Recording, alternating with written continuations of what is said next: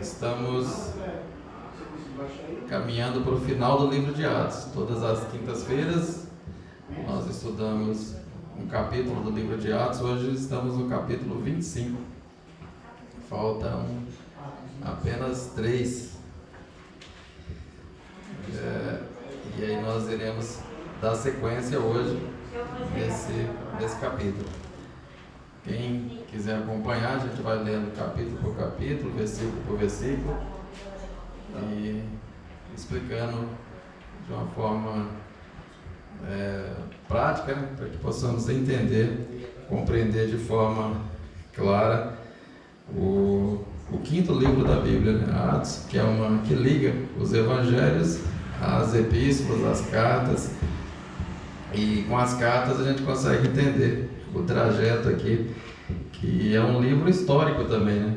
Conta os primeiros anos, as primeiras décadas da igreja cristã, o nascimento ali em Atos 2, e chegou até aqui. Nós estamos hoje no capítulo 29, histórico, né?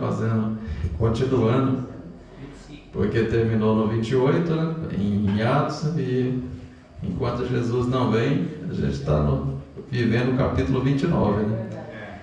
Mas hoje a gente vai estudar o 25 e aprender com o apóstolo Paulo, com a igreja, e tentar trazer lições práticas para a nossa vida no dia de hoje. Só para a gente compreender, no capítulo anterior, Paulo estava preso, foi preso em Jerusalém, levado para Cesareia. Cesareia fazia parte da Judéia, de Jerusalém, era a cidade onde ficava a administração de Roma para a Judéia. Era uma cidade importante. Ali também tinha uma igreja. Vocês se lembram que Felipe, o evangelista, morava também nessa cidade, nesses dias. E Paulo foi preso ali, foi levado ali, e aqui no capítulo 25 já tem 2 anos que ele está preso.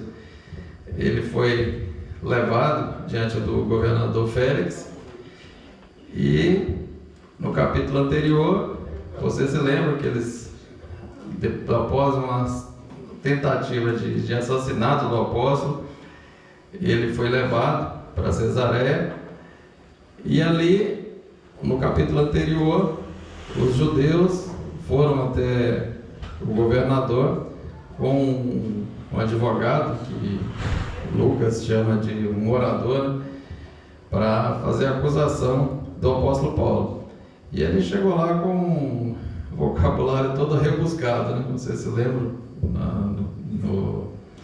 Na quinta-feira passada, o pastor Albino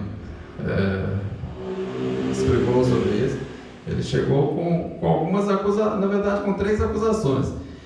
Primeiro, dizendo que o apóstolo Paulo, ele era culpado por ser um criador de tumulto entre os judeus. Onde ele ia tinha tumultos.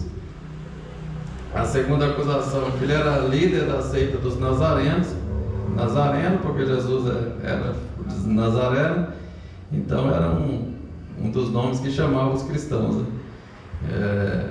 Os do caminho, porque Jesus também disse: eu sou o caminho, a verdade e a vida. Foi chamado de cristão também, vocês se lembram, né? Qual o capítulo de Atos? A gente estudou isso? Atos 13, né? Quando ele foi foram chamados de cristão pela primeira vez, de uma forma pejorativa, é claro. E a terceira acusação foi que ele profanou o templo, né? Que ele entrou no templo lá com não-judeus. E aí Paulo se defendeu. Paulo disse que primeiro que não causou tumulto nenhum, nem que toda a cidade que ele ia, quem causava tumulto eram os judeus, né? Ele estava evangelizando os judeus que promoviam os tumultos. Que ele não profanou o templo, que ele tinha se purificado, estava no templo, e como judeu ele tinha o direito de estar ali, e foi ali para adorar a Deus e entregar uma oferta, né? Para os cristãos da Judéia. E ele mostra que a sua fé é baseada, que ele era acusado de falar que que Jesus ressuscitou, né? Ele mostra que a ressurreição é uma doutrina que vem lá do Velho Testamento, né, dos profetas, e mostra aquilo também, que ele crê na ressurreição, tanto dos justos como dos injustos, né, que todos vão ter que dar conta um dia diante de Deus. Inclusive o governador, a gente vai ver aqui, que esse governador que ficava chamando Paulo toda hora para ir lá, só que na verdade o Lucas já viu logo o que ele queria era suborno, né? Que ele queria um cascalho.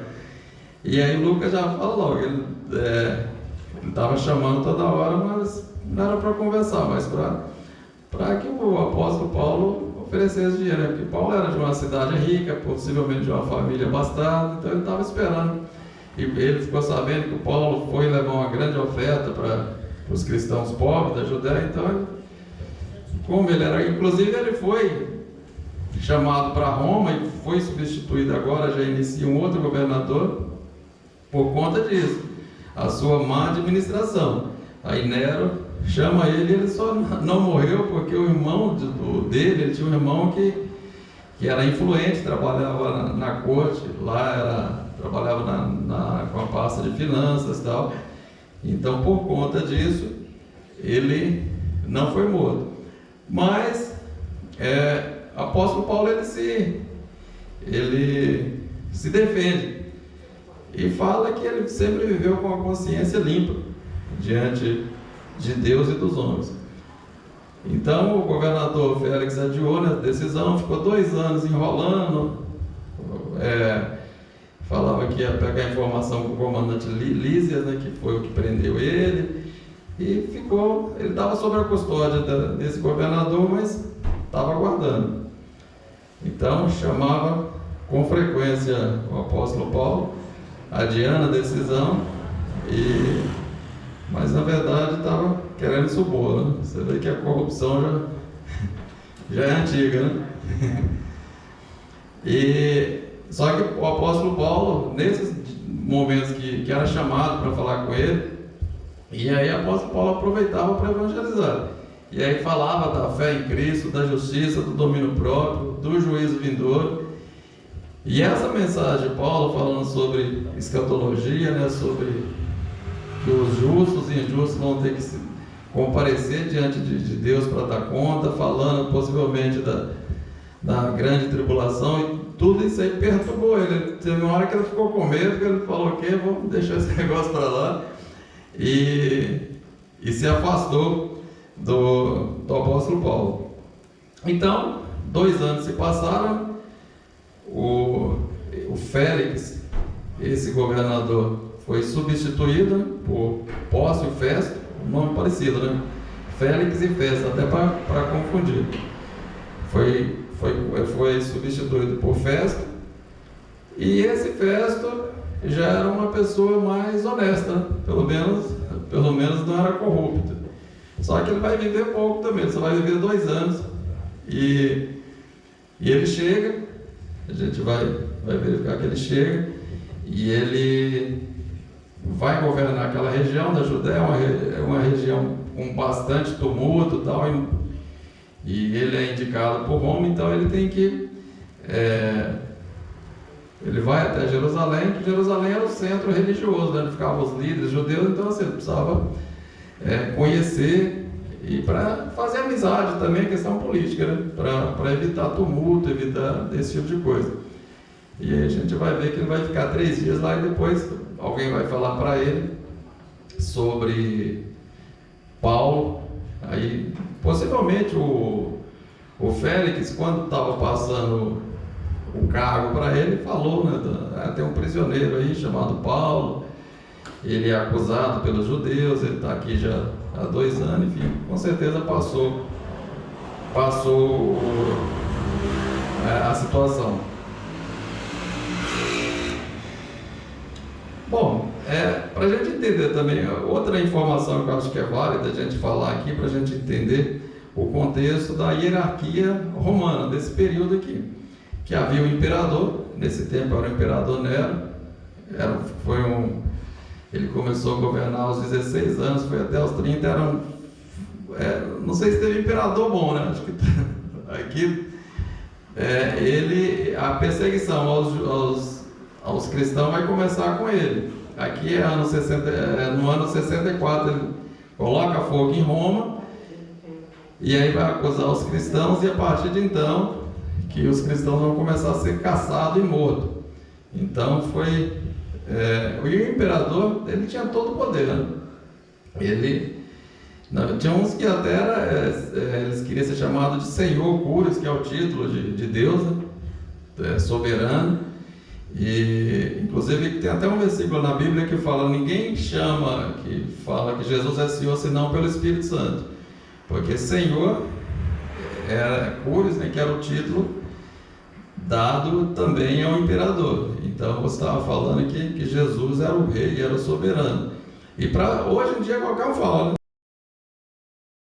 Você pode escrever ali: Jesus é o Senhor, porque... Mas naquele tempo, para falar isso aí, só podia ser pelo Espírito Santo mesmo, porque senão seria morto, né? Então a gente tem passagem, a gente tem que entender à luz da história, né? Se a gente lê e não entender um pouco de história bíblica, a gente fica difícil de entender o versículo. Abaixo do imperador tinha um senado, que também tinha bastante poder, mas era um poder limitado, né? Os governadores de província, né? O procônsul, procuradores, e aí a gente vai ver também que nesse capítulo vai aparecer um rei, né, que é o rei Agripa, que era da linhagem, porque quando Roma ele tomava uma cidade, geralmente ele deixava a administração lá continuar, ele tinha que ser vassalo deles, né?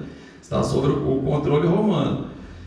E aqui a gente vai ver que essa linhagem de Herodes, que governou por 4 gerações, eles não eram judeus, era idumeu, mas conhecia bem a religião judaica,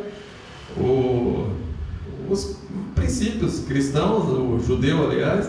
Então eles conheciam bem e ali foi governando durante 4 gerações, que foi o rei da Judéia ali e dos judeus. Ele não era, na verdade, quando a descendência de Davi caiu lá atrás, quando Israel foi para o cativeiro, nunca mais teve um rei judeu. E aqui não era um rei judeu, mas ele conhecia bem. E aí ele vai aparecer aqui, então é bom a gente entender esse contexto também, né, que ele vai aparecer com Agripina, que segundo o historiador Flávio José, não era nem esposa, era meia irmã dele, era filha do mesmo pai, mas viviam de um relacionamento incestuoso com ele, com a amante dele. Mas enfim, isso é só para a gente tentar entender um pouco do pano de fundo histórico, para a gente compreender melhor o capítulo 25. Tudo bem até aí? Amém. Podemos dar sequência? Sim. Bom, então vamos lá. Capítulo 25.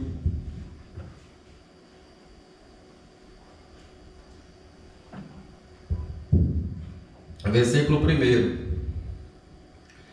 Tendo, pois, Festo assumido o governo da província, 3 dias depois subiu de Cesareia para Jerusalém. Então, o Festo ele assume, Félix foi levado para Roma e Nero colocou Festo ali.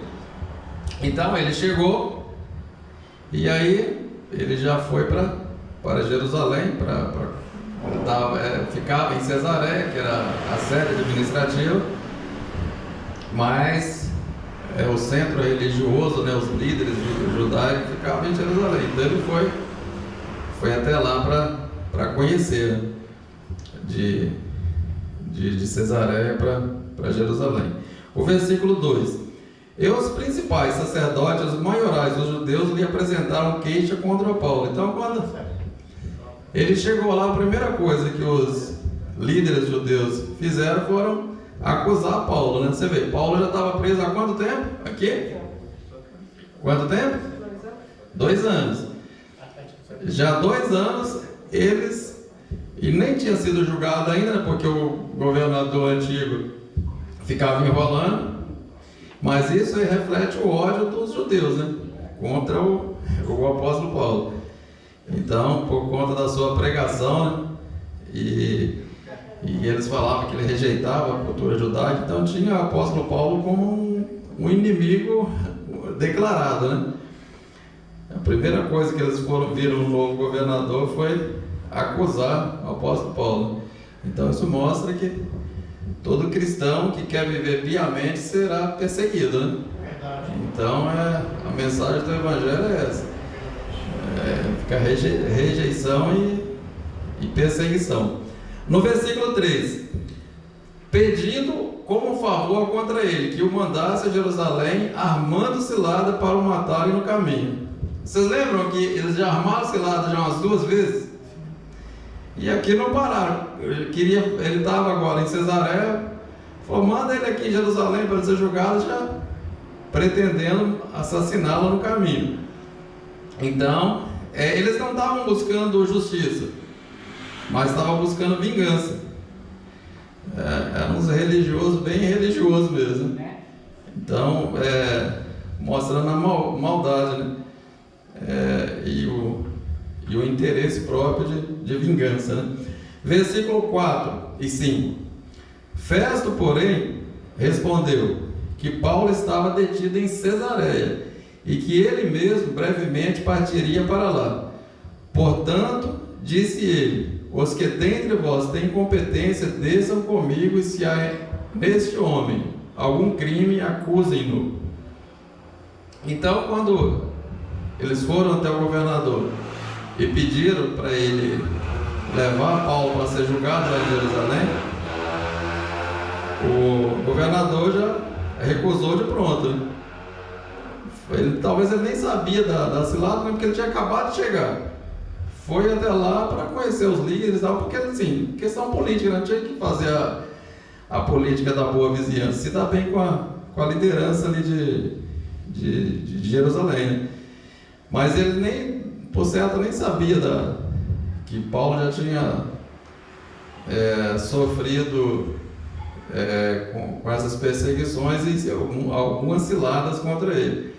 Mas aqui também a gente vê o senso de justiça inicial, né? Que ele viu que, não, isso aí não está certo. Tem que ir até lá é a sede administrativa, acusem ele lá. Então, a gente vê que o povo de Deus perseguindo, né? Um governador romano com senso de justiça, né? Versículos 6 e 7: E havendo-se demorado entre ele não mais que 8 ou 10 dias, desceu a Cesareia, e no dia seguinte, assentando-se no tribunal, ordenou que Paulo fosse trazido. Comparecendo este, rodearam os judeus que tinham descido de Jerusalém, trazendo contra ele muitas e graves acusações que não podiam provar. As acusações contra Paulo eram graves, né? Como Lucas coloca aqui.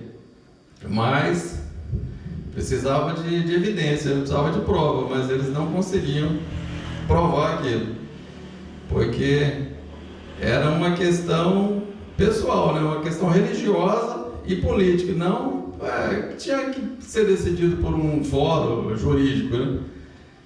E o governador já vai logo perceber isso, né? que aquilo ali não tinha a ver com questões jurídicas, né? Mas assim, era questão religiosa e política, né? Porque queria eliminar o apóstolo Paulo. Versículo 8: Paulo defendeu-se dizendo: contra a lei dos judeus, contra o templo e contra César nada pequei. Então, é claro que aqui o Lucas está dando um resumo. A defesa de Paulo foi bem mais extensa. Ele não ia escrever tudo isso aqui, porque senão o livro de Atos ia ficar muito longo, né? Mas ele se defende nas 3 áreas principais, né? Na questão da religião judaica, ele mostra que não pecou, não profanou o templo nem nada, que respeitou. E com a questão do Império Romano também, que ele não promovia tumulto nenhum, porque era um crime também, né? contra o império. E ele mostra que ele na verdade, ele nunca promoveu. Quem promovia tumultos eram os judeus, que perseguiam ele, que incitavam o povo, mas aí ele se defende nessas três áreas, mostrando que nada daquilo ele fez. O versículo 9: Então Festo, querendo agradar os judeus, perguntou a Paulo: Queres subir a Jerusalém e ali ser julgado perante mim acerca destas coisas? Então Festo ele tinha acabado de chegar, né, para governar aquela região. E aí ele também não podia chegar causando inimizade com a liderança, né? E aí é o que aconteceu com o governador anterior. Ele era corrupto, queria dinheiro, mas também ele estava em questão política, né? Ele queria agradar a liderança judaica. E esse daqui parece que já começa, não a questão de corrupção, né? Porque aparentemente ele foi uma pessoa honesta, mas na questão política ele queria agradar falou, não quer descer lá em Jerusalém. Só que o apóstolo Paulo já sabia, porque Estevão foi julgado por eles arrumavam testemunha falsa, mentia, e aí foi condenado à morte. O próprio Jesus também foi julgado por eles da mesma forma, testemunhas falsas, né? E condenado à morte. E na verdade o apóstolo Paulo estava no julgamento de Estevão, ele estava até lá presente também, né? Inclusive, né? E foi ele que ficou com as capas que apedrejaram Estevão. Então o apóstolo Paulo conhecia, falou: nada, vou para lá nada. Quem quer morrer? No versículo 10 e 11: Disse Paulo: aí você vê, ele já vai, falou o quê? Vamos para Roma para ser julgado lá, né? Disse Paulo: estou perante o tribunal de César, onde devo ser julgado. Não fiz nenhum agravo aos judeus. Como tu bem sabes, se de fato pratiquei algum mal ou cometi algum crime digno de morte, não recuso a morrer. Mas, se não são verdadeiras as coisas de que me acusam, ninguém pode entregar-me a eles. Apelo para César. Então, Paulo, como cidadão romano, se o Paulo não tivesse cidadania romana, como ele nasceu em Tarso, que era uma província romana, então ele era judeu por nascimento, né, mas ele era também cidadão romano, porque ele nasceu numa província romana. Então o romano ele tinha alguns privilégios, e Paulo, como conhecia muito tanto da questão filosófica como da questão de direito, ele já falou: não, apelou para ser julgado lá em Roma, né? Não que o imperador fosse julgado pessoalmente, né? Mas ser julgado lá. E ele recorre porque lá também ia ser um julgamento mais jurídico, né? Porque ele chega lá e fala: mas ele é acusado do quê? Porque a gente vai ver aqui, né, mais adiante, ele é acusado porque ele fala que uma pessoa aqui, um morto ressuscitou. Mas o que tem a ver uma coisa com a outra? A pessoa vai ser julgada à morte por questões de questão religiosa, por acreditar em uma coisa ou em outra. Então, assim, ele sabia que o contrário de ser julgado em Jerusalém, né? Seria mais hostil, né? E aí ele busca proteção no sistema legal romano, né? na lei de Roma. Versículo 12. Então, estão entendendo até aqui? Amém. Bom, então vamos lá. Versículo 12. Então Festo, tendo falado com o conselho, respondeu: para César apelares, para César irás. E aí o governador chamou o conselho, falou: e aí? Ele apelou para César, o que a gente faz? Porque ele também... Aí o conselho: bom, ele é romano. Quando alguém é condenado à morte ou acusado de algum crime que pode levar à morte, ele, como cidadão romano, ele tem um direito. E você não pode negar esse direito a ele, né? E aí o conselho falou: não tem como, né? Porque senão a acusação vem contra você. E aí no versículo 13, autorizou, né, no versículo 13. Passado alguns dias, o rei Agripa e Berenice chegaram a Cesareia a fim de saudar a festa. Aí já entra um outro personagem na história, né? Que é o rei Agripa. Esse rei Agripa, ele é da linhagem de Herodes, né? Lembra do Herodes Agripa? Teve 4 gerações, né, desses reis, que eram chamados de rei cliente, né? Porque eles eram ali do lado, né? E do meu, não era judeu, mas conheciam, e ali, como a família deles já governava naquela região, o imperador colocou eles para ser rei ali, continuar como rei, né? Só que assim, com um poder limitado, eles governavam ali na parte da Judéia, Jerusalém, e aí aparece esse rei Agripa com Berenice. Berenice, como eu disse, né, possivelmente era meia-irmã dele, né, filha do mesmo pai, e viviam como uma relação incestuosa, porque era meu irmão e ela era amante dele. E aí aparece ali e como o governador tinha acabado de chegar, ele foi lá conhecer o governador também, que já até conhecia lá de Roma, né, mas foi lá cumprimentá-lo, desejar boa sorte. E como ele conhecia muito a religião judaica, os costumes, então ele vai ajudar nessa questão aí do apóstolo Paulo também, para explicar para o governador algumas coisas, né? No versículo 14: como se demorasse ali muitos dias, Festo expôs ao rei o caso de Paulo, dizendo: aqui há um homem que foi deixado preso por Félix. E aí, como ele passou alguns dias ali, e aí eles conversando, falaram: ficou um judeu aqui chamado Paulo, e contou a situação para ele, do apóstolo Paulo. No versículo 15: a respeito do qual os principais sacerdotes e os anciãos dos judeus apresentaram queixa, pedindo a sua condenação.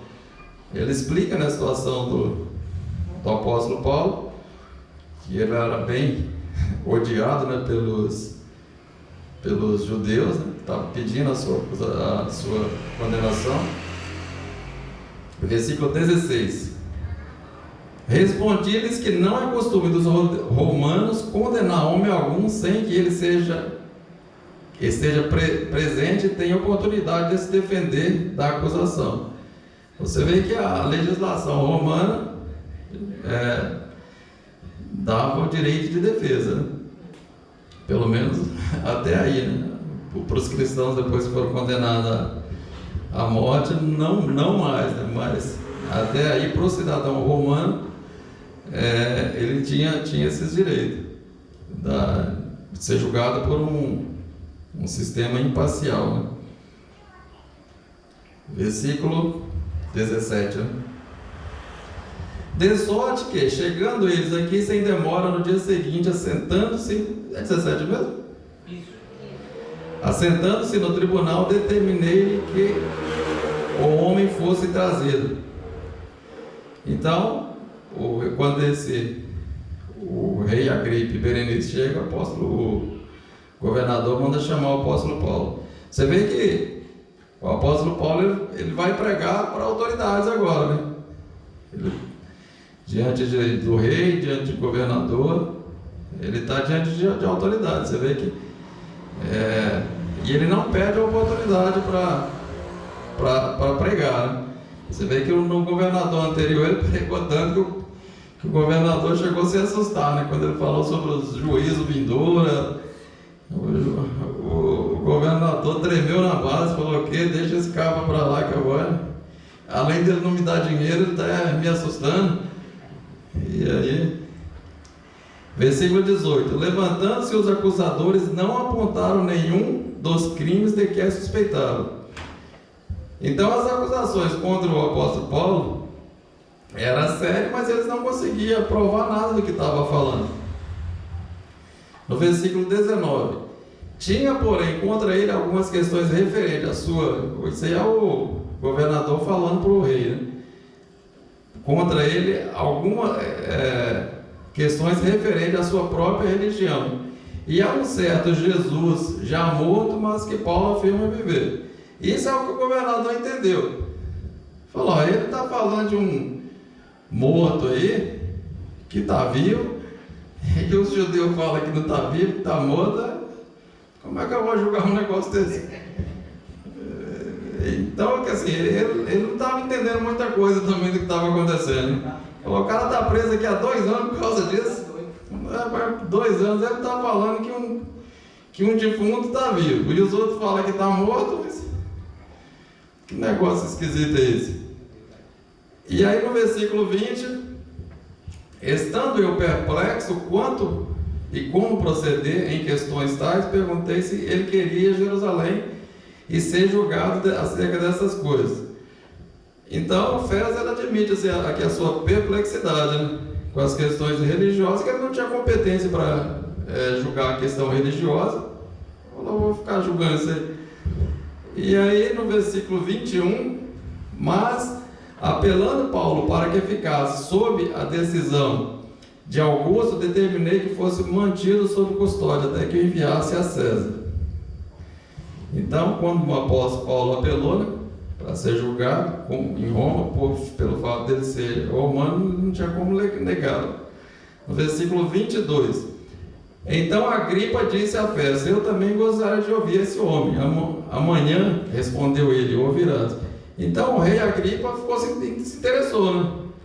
Ele era ali da Judéia, né, e do meu, nascido ali na região, não era judeu, mas era bem próximo da religião judaica, conhecia tudo, né, as questões religiosas. Aí ele se interessou, falou que queria ouvir esse camarada para ver que negócio que é esse aí. Aí o governador falou, ótimo, amanhã, então você vai ouvir, né? Ele ficou curioso, né, para saber o que. E também o Paulo era bem conhecido, né? Então, por certo, ele já tinha ouvido falar de Paulo, e aí ele queria saber o que estava acontecendo. E como ele era versado nas questões judaicas, ele podia ajudar também o governador, porque o governador tinha que enviar ele para Roma, né? Mas para enviar, você precisa escrever alguma coisa lá para as autoridades romanas. Estou enviando uma pessoa aí, mas estou enviando por quê? Ele não sabia nem o que escrever. Ele falou, mas eu vou escrever o quê? Que ele acredita que um morto está vivo, e aí eles vão pegar lá e falar, mas o que a gente tem a ver com isso? Então eu precisava escrever alguma coisa, né, para justificar o envio, né? Porque eles vão falar, mas não tem nada a ver com a nossa lei, porque você não liberou ele.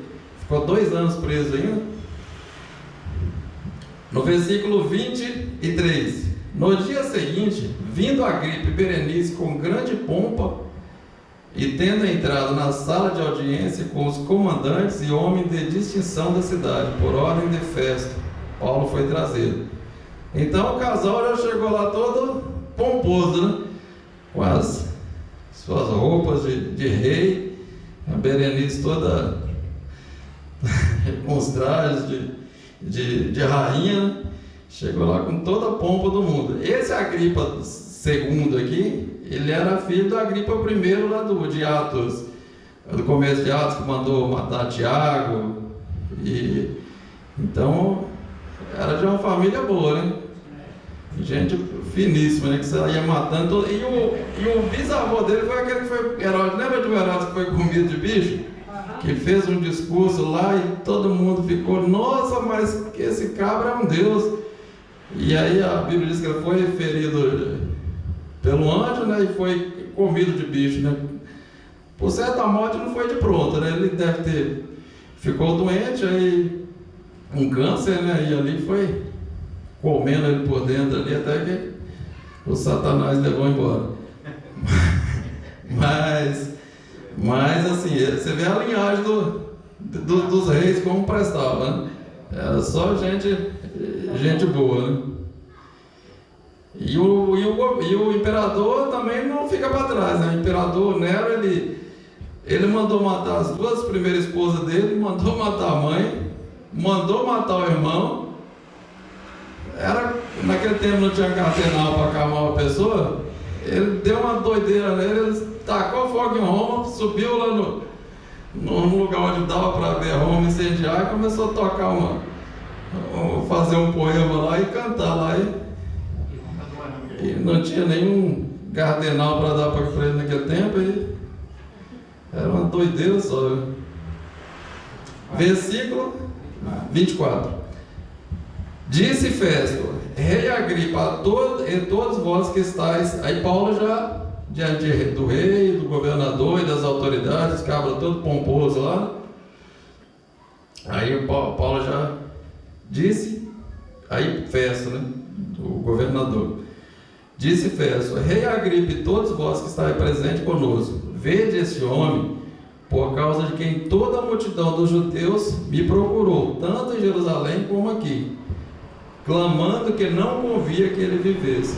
Então apresentou o apóstolo Paulo, falou: Rei Agripa, esse é um homem que foi em Jerusalém, eles não me falavam outra coisa, só falava dele. Cheguei aqui, os judeus também só falavam dele, e não falava coisa boa não, só pedindo a morte dele. Esse homem ele é odiado pelos judeus, eles acusam ele de crime contra a religião deles, né? E ele fala isso para justificar também a audiência, né? A audiência, só gente importante, né? E aí apresenta Paulo. Versículo 25. Porém, verifiquei que de nada praticava passível de morte. E como ele mesmo apelou para Augusto, que é Augusto César, né? Resolvi enviá-lo. Então, ele fala: eu não vi crime nenhum na legislação romana, um crime capital para ser morto, por uma questão de crença. Eu não vi nenhum crime dele nesse sentido. Mas como ele apelou para César, e os procedimentos legais, então vai para César, né? Versículo 26. Entretanto, a respeito dele nada tenho de positivo que escreva ao soberano, por isso trouxe-o perante vós, especialmente diante de ti, ó rei Agripa, para que após esse interrogatório eu tenha algo que escrever. Aí ele fala: para enviar ele para Roma eu preciso escrever alguma coisa, né? Enviar, só que eu não tenho. Como o rei Agripa era versado, né, nas questões judaicas, então você pode interrogar, e aí você me ajuda a escrever alguma coisa lá para o império, o fato de estar enviando ele, alguma coisa formal, né, que justifique o envio, né, dele para Roma. Precisa redigir um relatório, né, que é convincente, para quando ele chegar lá a ler, pelo menos fala: não, como é que o cara o governador envia um rapaz assim que... Então precisa ser um relatório pelo menos convincente, né? Pelo fato de a gente estar enviando ele para Roma. Versículo 27. Os irmãos estão entendendo? Perguntas muitas? Dúvidas todas? Não? Então vamos continuar. 27. Porque me parece contra a razão enviar um preso sem mencionar também as acusações que há contra ele. Então ele vê que é irracional, né? Enviar um preso e falar: ele está preso, mas qual é a acusação? E não explicar direito, né? Então ele precisava explicar aquilo ali. Acabou o texto? Acabou. Agora é o capítulo 26. Ele é curtinho. Se eu soubesse, eu já tinha emendado o 26, porque a gente já fazia o 26 e semana que vem já terminava, né? Mas enfim. Então vamos extrair algumas lições aqui do capítulo 27. O que a gente aprende com isso, né? Desse julgamento do apóstolo Paulo, que ele está diante das autoridades. A gente está vendo que Paulo está sendo acusado injustamente, e o que a gente pode aprender com isso, né? A gente vê a defesa dele e o que a gente pode trazer de aplicação prática, né, para a nossa vida. Primeiro, Paulo está preso, mas a palavra de Deus não pode ser presa jamais. Então a gente vê que Paulo é 2 anos preso aqui, e ele vai ficar mais 2, lá em 2 anos e meio e tal, assim, dá quase 5 anos o total. Mais 2 anos preso aqui, injustamente, né? A gente vê que ele está sendo acusado injustamente. E aí quando ele vai para Roma, a gente vai ver a dificuldade que ele tem para chegar em Roma, e depois vai ficar mais 2 anos. Tudo bem que assim, essa prisão de Paulo, ele está aqui em Cesareia, ele está ali, tem a família, lembra de Filipe, o evangelista, que foi um dos 7 diáconos, a família dele está ali, ele tem uma igreja, que os irmãos vão sempre visitar ele ali. Em Roma também vai acontecer o mesmo. Mas você imagina, a pessoa vai ficar 4 anos preso injustamente. O que passa, né? Imagina você ficar preso 4 anos, o que vai passar na sua cabeça? Injustamente ainda, né? E aí eu fico pensando, né? O apóstolo Paulo pensa assim, porque ele sempre foi uma pessoa muito dinâmica, né? De estar para lá, para cá, pregava, ficava 6 meses numa cidade, evangelizava todo mundo, abria a igreja, depois já ia para outra, ficava ali 1 ano, abria a igreja, ganhava almas. Então, ele sempre foi uma pessoa muito dinâmica. E agora ele está preso em uma cela. Só que assim, ele estava preso fisicamente, mas a palavra de Deus não. Você vê, ele evangelizou governador, rei. A gente vai ver que a maioria, porque quando ele ficar preso em Roma também, ele vai ficar em prisão domiciliar. Aí vai ficar um soldado acorrentado com ele, e aí os soldados vão trocar no turno, né? Porque o soldado não vai ficar preso também, né? E ele começa a evangelizar, ele vai ver que esse soldado que é da São Pretoriano, que ficava ali no palácio, quando passa mais de 1 ano, a maioria dos soldados vão se converter. Vão ficar preso 24 horas com o apóstolo Paulo, ele não vai ficar contando historinha, piada para os outros, né? Ele vai pregando. Então assim, a gente vê que a palavra de Deus, ela não pode ser presa jamais. Então ele estava preso, mas a palavra de Deus está solta. Então, diante de qualquer circunstância, a palavra de Deus tem os seus propósitos, né? E transcende a barreira física. Sempre a gente não consegue prender a palavra de Deus. Falou, joga ele lá no calabouço, fala, vamos, prendeu, acabou o homem. Aí chega lá e evangeliza o carcereiro, os outros presos, e já faz uma revolução ali. Então, a palavra de Deus é poderosa. Verdade. Mas, assim, na visão humana, se fala, nossa, acabou a pessoa, né? Mas nada disso acontecia. A segunda lição: todo processo é necessário, mesmo quando não entendemos no momento. Então, a lição aqui, né, do apóstolo Paulo, a gente imagina assim, na cabeça dele, ele fala, não, mas eu estou aqui, eu poderia estar evangelizando, pregando. Você lembra que ele ficou mais de um ano lá em Éfeso, ensinando a tarde toda, ali na escola de Tirano, de um filósofo? Então eu fico imaginando, ele falou, nossa, eu estou aqui perdendo tempo aqui, preso aqui nesse calabouço, e poderia estar evangelizando, pregando, mas ele talvez não entendia o processo no momento, e nós não entendemos. A gente está passando um processo no que no momento a gente não entende, fala, mas por que está acontecendo isso? Mas lá na frente a gente vai ver que serviu para muitas coisas, né? Porque ele evangelizou o soldado da corte, e acima de tudo a gente vai ver que as cartas de Paulo, que é chamadas cartas, quando ele estava preso, né? Ele escreveu. A gente só tem os livros que Paulo escreveu, porque nesse momento ele estava lá, ele estava sem fazer muita coisa, ele pegou a pena e começou a escrever. Talvez a gente não teria a carta aos Efésios, aos Filipenses, aos Colossenses, Filemon. Então, assim, nesse momento, nasceu essas cartas maravilhosas que a gente tem. Então, assim, ele não perdeu 4 anos da sua vida. Muito pelo contrário. Então, só que assim, no momento que a gente está passando, a gente não entende, né? Na tribulação, fala, meu Deus, mas estou aqui perdendo tempo, preso aqui. E só que Deus tem os seus propósitos e mais para frente a gente vai ver, né?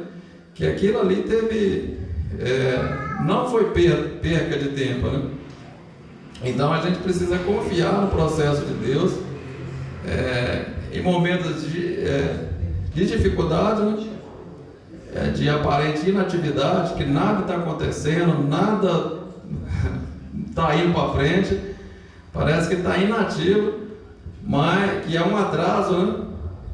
Mas é uma preparação divina, e Deus ele tem propósito naquilo, né? E daquela aparente inatividade nasce uma grande obra de Deus, né?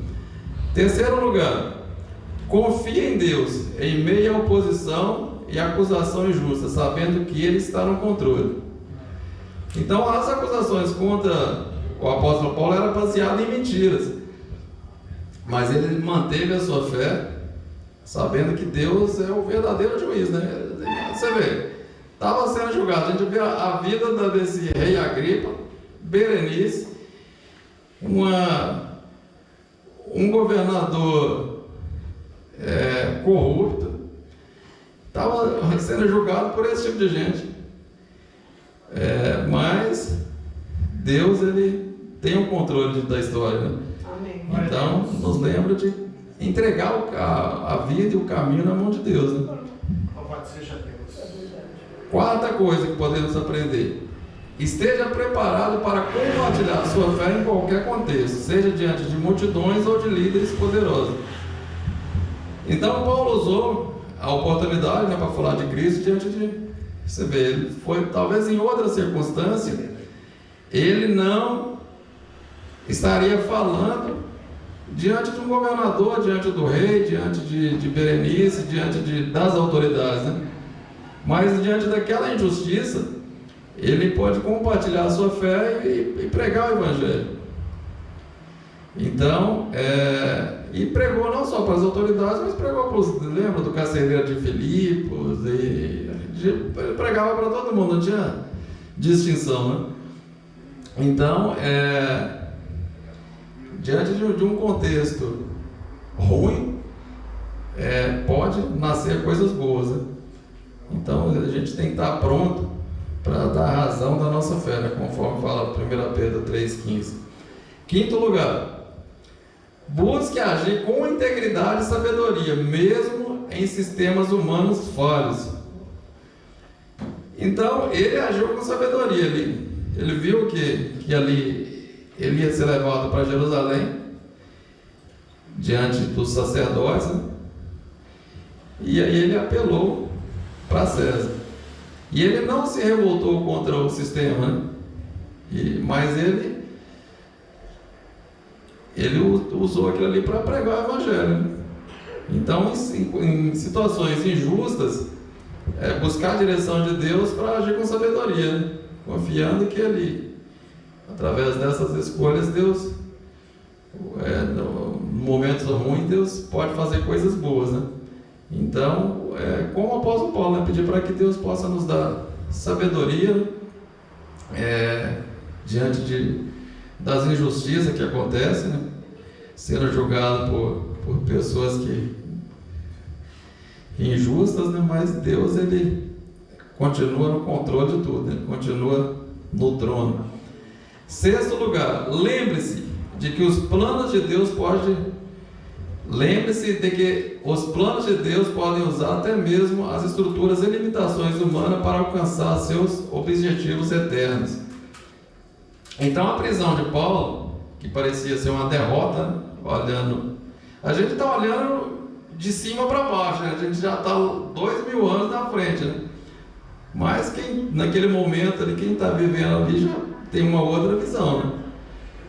Então, o plano de Deus era plano de Deus, né, para ele testemunhar em Roma, a capital do império, e diante de um sistema falho, né, as limitações humanas, mas os propósitos eternos de Deus foram cumpridos, né? Ele levou, e lembra que Jesus já tinha aparecido para ele em sonho e falou: você vai, importa que você vai em Roma pregar o evangelho, ou seja, ele não seria assassinado pelos judeus, o naufrágio que ia acontecer não iria morrer, ia ficar à deriva no mar durante dias, sem comer, sem beber, mas ele não seria morto, ele ia chegar lá em Roma.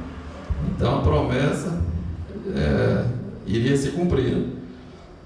Então nunca devemos subestimar a capacidade de Deus, né, de transformar obstáculos em oportunidade.